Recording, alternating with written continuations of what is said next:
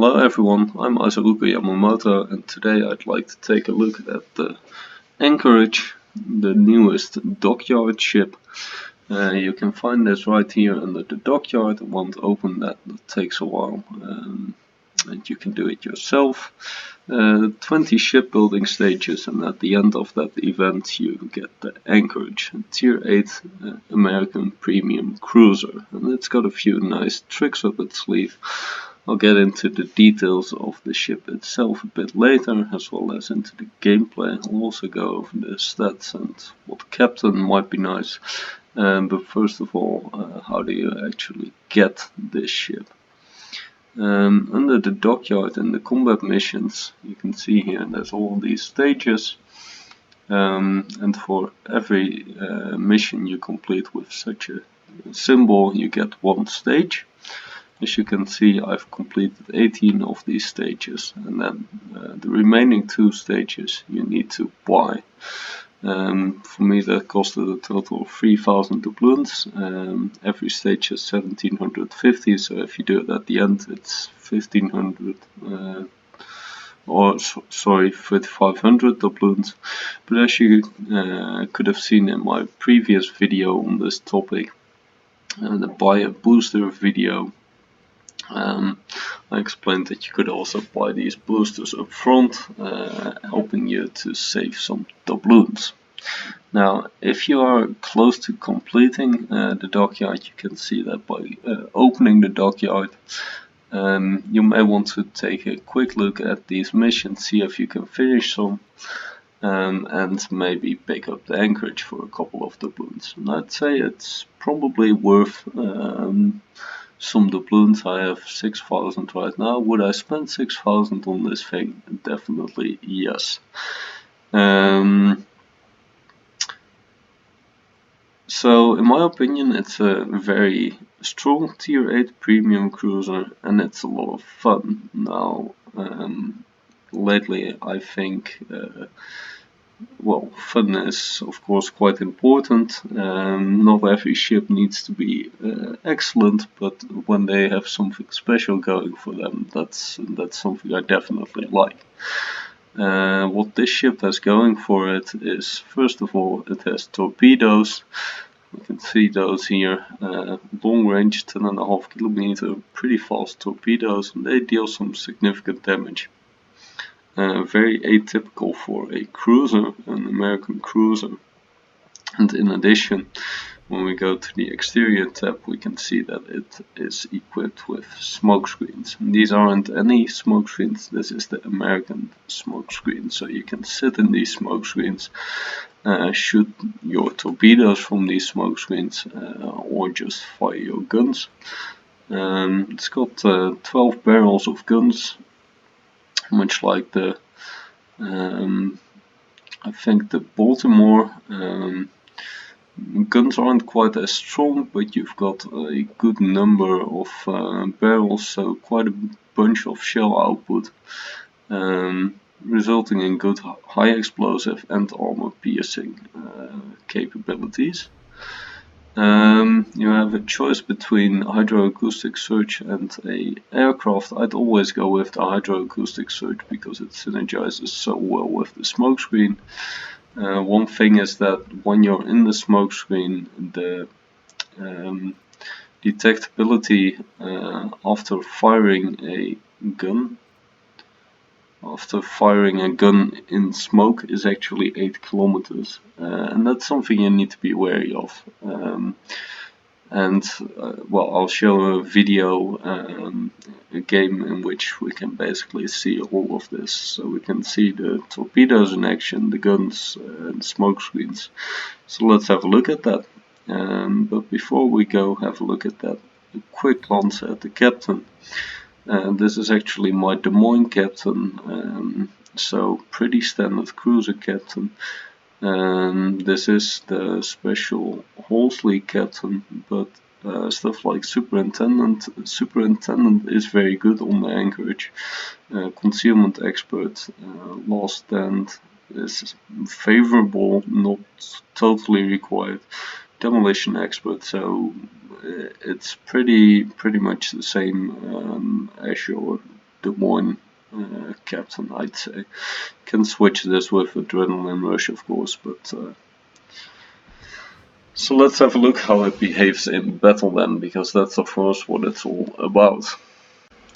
So I'm in the Anchorage in a tier 10 battle, pretty heavy battleships on the enemy team, Montana, Conqueror, Yamato, Iowa, Torpedoes, and those are battleships that I really don't want to get hit by too much, and of course as long as I can stay hidden behind islands or in my smokescreen, that's all fine, but when I go out in the open, yeah, that's going to be a lot more troublesome, so we'll want to avoid that.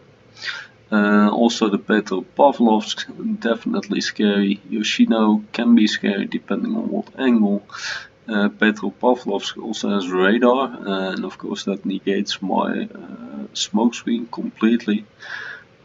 Prince Eugen, not necessarily very scary, but he's pretty armored, so I won't deal with him too easily.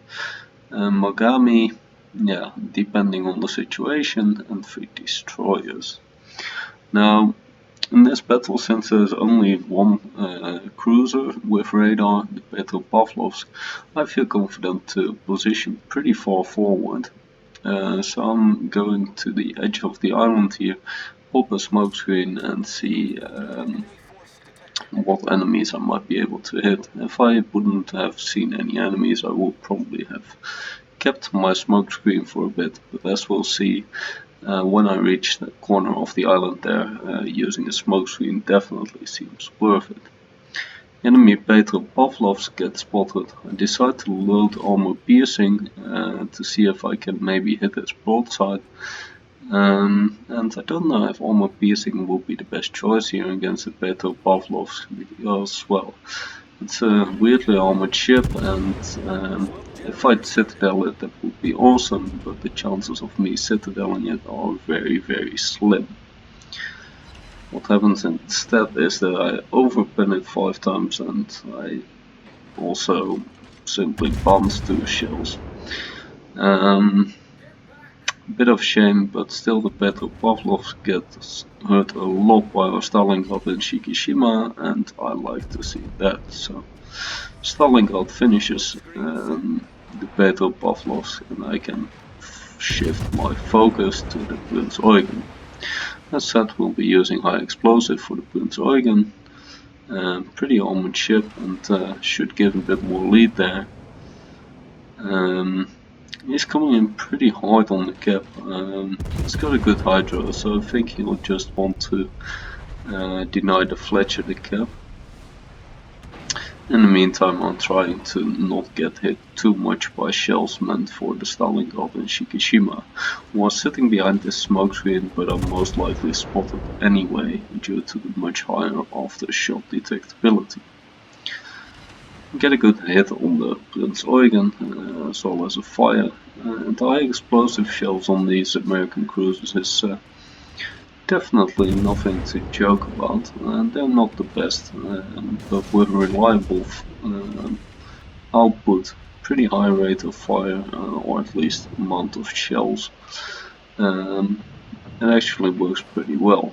I could have used an armor piercing salvo here on the flat broadside, that probably works pretty well, but I thought, well, with the high explosive it should probably work. And I do get 2 fires, since he already repaired my previous one. That should hurt. It's going on for a bit, and then our Kremlin finishes him off. Now we have a pretty clear lead at this flank, but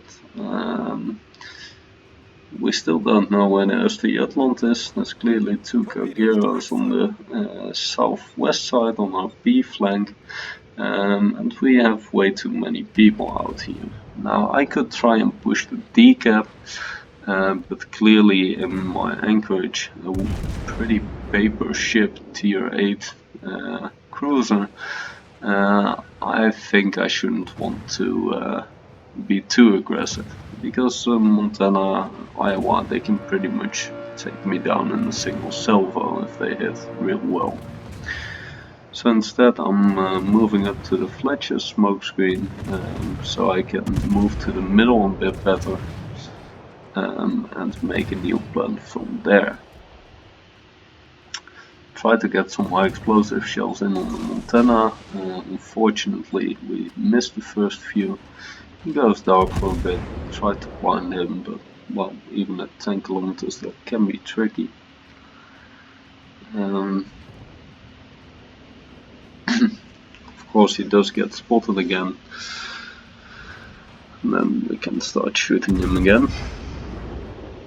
Now I do get spotted, and that should be by a destroyer. I don't really care too much actually what's spotting me, but I know that I don't want to be spotted like this because the Iowa and Montana have way too good angles on me, so I need to run. And Iowa immediately shoots at me, but because I already started running, it's very limited damage there.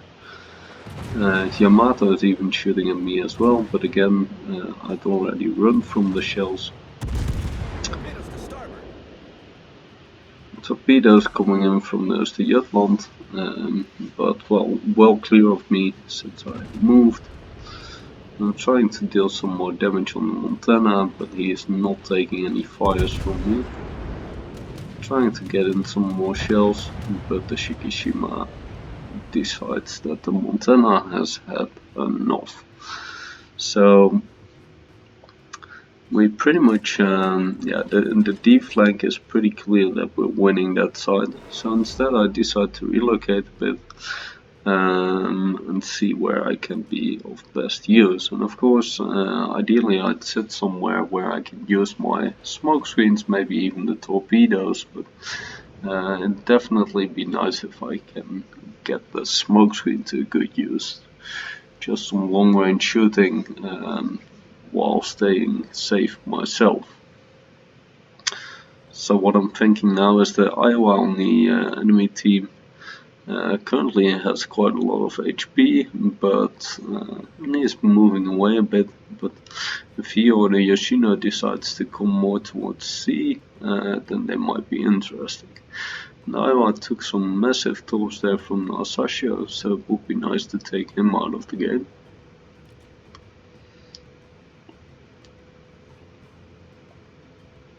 Right now I could start shooting at the Iowa, but then of course the Yoshino has shot at me, the Iowa has shot at me, and the Anchorage doesn't have that much HP to spare, doesn't have a heal, not a very good armor scheme. So at this range a gunfight is not all that recommended. What I do instead is just fire over the island. The Yoshino can't spot me then, and the small island is in between me and the Iowa. And while the effect may be very small, but at least I did not get spotted. Now I want to move towards A bit more and then drop my smokescreen somewhere in the triangle of the islands to my left. But the Mogami is somewhere out there, don't know exactly where, and we need to, sort of beware of him. Mogami would be an ideal target for the Anchorage AP. Anchorage is, said to have somewhat weak AP since it has effectively New Orleans AP rather than Baltimore AP. But I find it to be very usable AP. You just gotta pick your targets very well. So you can't really ban a Yoshino, for instance, even full broadside. You'll struggle with that. But the Mogami full broadside, that'll work. There we go. So basically, if you treat these guns, like you would treat effectively a New Orleans in a tier 10 match, or in tier 6 match, of course, if you're in a tier 6 battle, then you're gonna be just fine. And we'll see that in the next battle as well. You can definitely citadel lightly armored targets with this. You'll just struggle a bit more with citadeling or even penning at the more heavily armored targets. But you can even, on most battleships, you can even shoot proper damage with armor piercing. Just less so than with the super heavy AP shells found on the Baltimore. I actually think it's quite good from a balance perspective that this Anchorage doesn't have super heavy AP shells. It's a very potent ship in my opinion. Giving it super heavy AP will probably make it a bit on the strong side. Of course it depends on the situation. I mean, in this battle, I've made a lot of use of my smokescreens. I haven't really used the torpedoes too much. Definitely haven't landed any, so in that sense, it's not always as advantageous as it might seem. But well. So we've practically won this battle. I'm just gonna move out of my smoke screen here to see if I can get a bit closer, maybe get some last shots off. I do get spotted,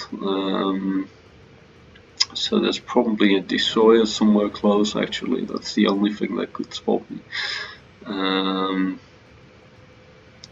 But yeah, I don't really know where it would be. I find that the Carrera is indeed quite close. Get some shots in, but he slows down by a lot. I wanted to torp in, but I felt the Monarch might go into my torps then. Not quite right with that assessment since the Monarch dies anyway. But then the Conqueror also goes down on the enemy team and we win by points. Pretty good battle. A tier 6 to 8 battle, the role of the Anchorage of course changes a bit. These battles are often played at much closer ranges, which is on one hand a pretty big advantage since you don't have that long a gun range, but on the other hand you got to watch out to not get spotted while you're in the smoke. With this 8 km smoke firing penalty, you really don't want to get caught off guard there. Also, low tier means generally more lightly armored cruisers, so shows Atlanta mines can definitely hurt those pretty hard, and even the battleships that can deal some proper damage to those with armor piercing. So what I'm doing in this battle is again position pretty aggressively. I'm expecting the enemy destroyer to go to the cap. I can even tell that he's most likely there, so little to fear there. And we'll see how this works out. Ideally I'd find one of the cruisers early on, get some AP in that, but we'll see how it works out. Decide to already switch to AP because I'm kind of expecting that we will find one of those cruisers. And if it's a battleship, they won't move out too quickly, so I can always load back to high explosive if needed. Now, Magi is spotted, not the most interesting target, so I can wait off with shooting for a bit.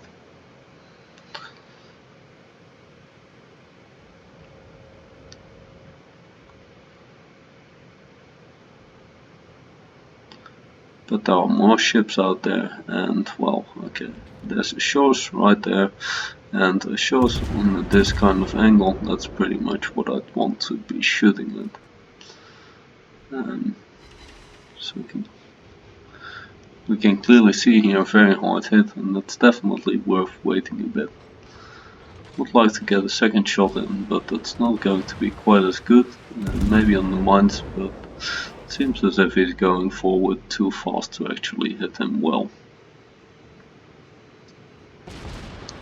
So decide to slow down here and get a nice position for a smokescreen. This at least if the enemy team still moves up. And by the looks of it, now Magi is already turning out, the shows are turning out, so I'm not quite sure if they actually proceed with this push. I'm hoping they will, slowly, but I'm not quite sure yet.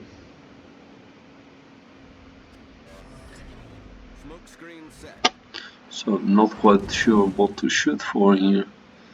loading high explosive, going for the safe option of shooting at the Amagi. The shows get spotted. He's actually blinding me. Pretty decent hit there on the Amagi.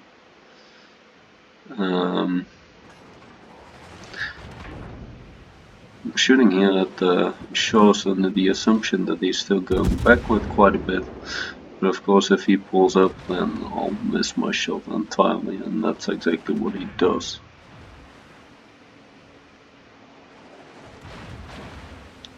So probably a little used to shoot at him again, but then if I'd hit, it probably hit pretty hard.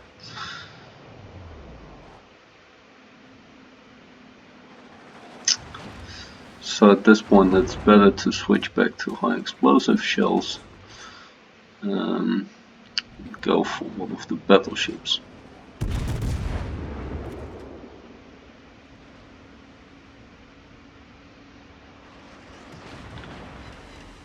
Get a fire on the Bion. Some torpedoes into the general direction.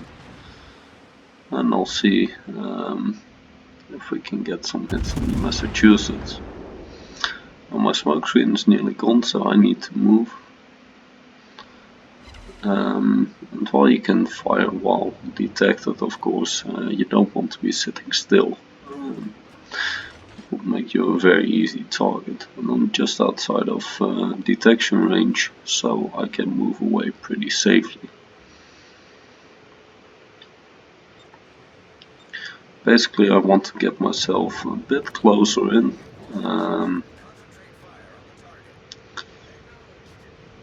It seems again as though the enemy would want to move up, but I'm not quite sure if they'll actually do so.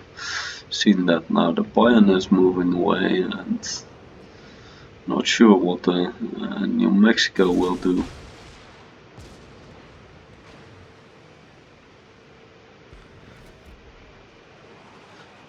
Prince Eugen in the middle should actually be finished, and I do have a decent shot at him, but it might not be worth getting spotted for. Instead I decide to take the shot on New Mexico here, which isn't ideal, but at least I can sit behind the island now that Prince Eugen has actually been taken down. So go unspotted again. And well, since I've got plenty of smoke screens left, I might as well put one just around here. Should be able to hit the New Mex from there, as well as perhaps in Massachusetts, depending on what he'll be doing. I'm kind of hoping the Icarus gets shut down. After all, that can be a real pain in the ass to deal with due to the smoke firing penalty. But if he just withdraws far away out of the battle, that's also fine with me. 2 fires on the New Mex doesn't actually repair, and it's quite cool.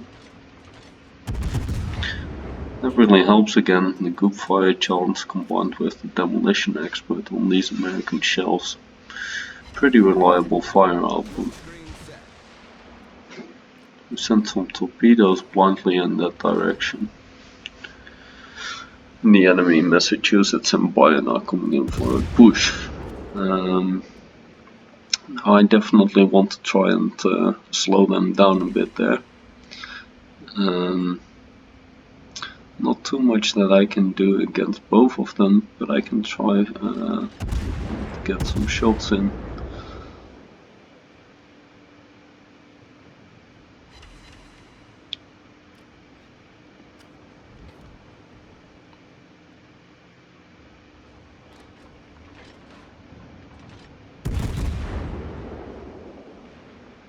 So now I get detected, and this is basically the real problem of the Anchorage.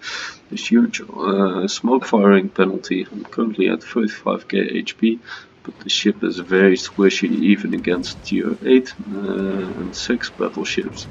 You don't want to get spotted like this, and especially not at such close ranges.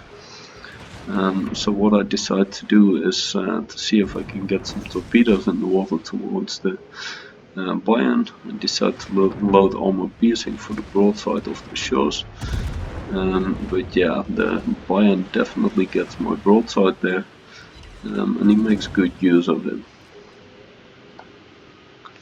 I do get a pretty decent hit on the shores, but unfortunately no citadels now, and he realizes that he shouldn't be broadside like that. Immediately angles in, and I can't really deal too much damage under this angle. So I decide to switch back to high explosive. Now aim for the buy-in, hoping to maybe set a fire, but depends on whether he already used its damage control party, whether that has any effect. Apparently he has, because I do get a fire as well as a flooding with the torpedoes, but he repairs both. Send some more shells this way. Don't actually hit due to the island.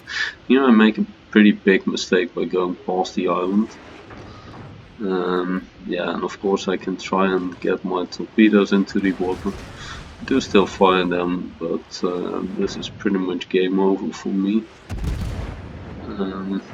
Get some more hits in, and that's the end of the battle then. So yeah, well, it's a pretty decent battle. Could have been nicer.